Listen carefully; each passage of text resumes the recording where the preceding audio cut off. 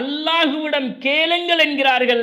ஏனென்றால் இந்த ஆடை பழசாகிற மாதிரி நம்முடைய ஈமானும் பழசாகி கொண்டே போகும்.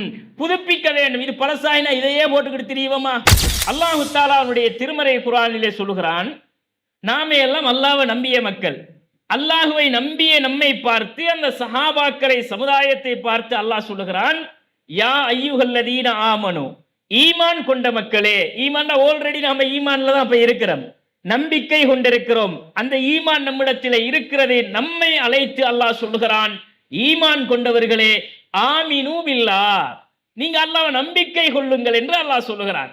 நம்பிக்கை கொண்ட மக்களை அழைத்து என்ன இன்னொரு முறை நம்பிக்கை கொள்ளுங்கள் என்று அல்லாஹ் ஏன் சொல்ல வேண்டும்? நாங்க தானே யா அல்லாஹ் ஆல்ரெடி ஈமான் கொண்டுட்டோம் தானே, ஓ மேல நம்பிக்கை இல்லாமையா இருக்கிறோம் அப்படின்னு நாம திருப்பி கேட்கக்கூடிய மாதிரி அல்லாஹ் இந்த வசனத்தை பயன்படுத்துகிறான்.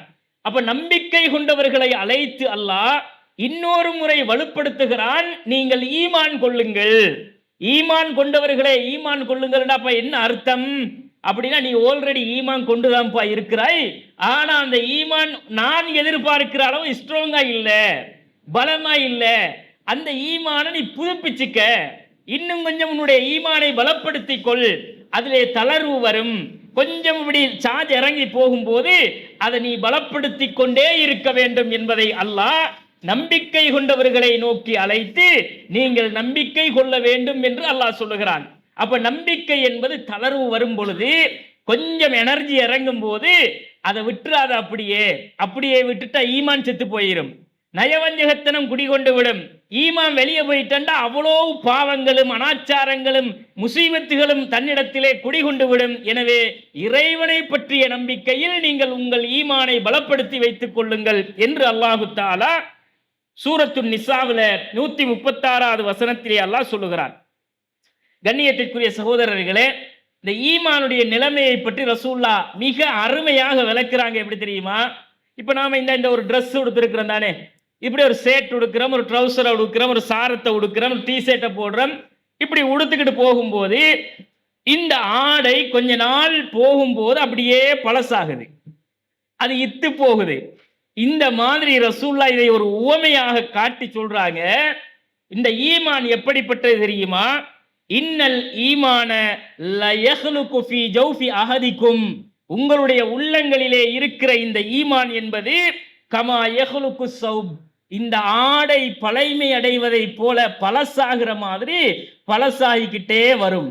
அந்த ஈமானை குறித்து ரசூலுல்லாஹ் சொல்லுகிறார்கள், ஆடை பழைமையாகுவதை போல, ஆடை பழசாகுவதை போல உங்களுடைய ஈமானும் அப்படியே பழசாகி வரும்.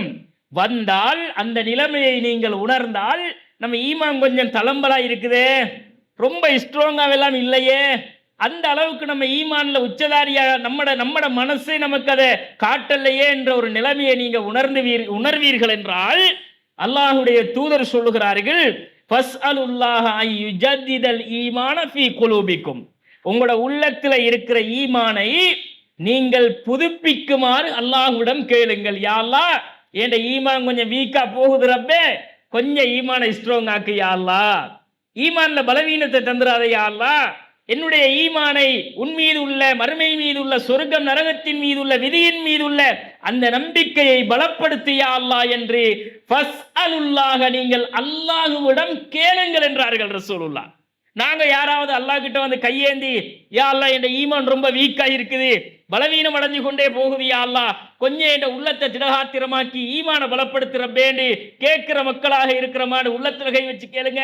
நானும் சரி நீங்களும் சரி இந்த ஈமானில் பலவீனத்தோடு தான் வாழ்ந்து கொண்டிருக்கிறோம்.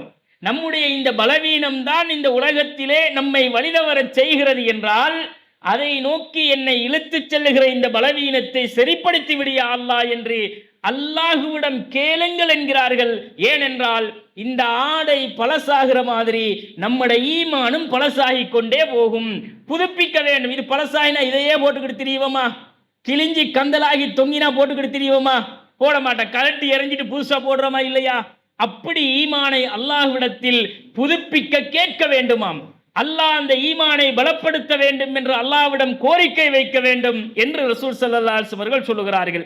எனவே கண்ணியத்திற்குரிய சகோதரர்களே, இது மூஜமுல் கபீர் அப்படிங்கிற நூல்ல 14,668வது செய்தியாக பதிவு செய்யப்படுகிறது.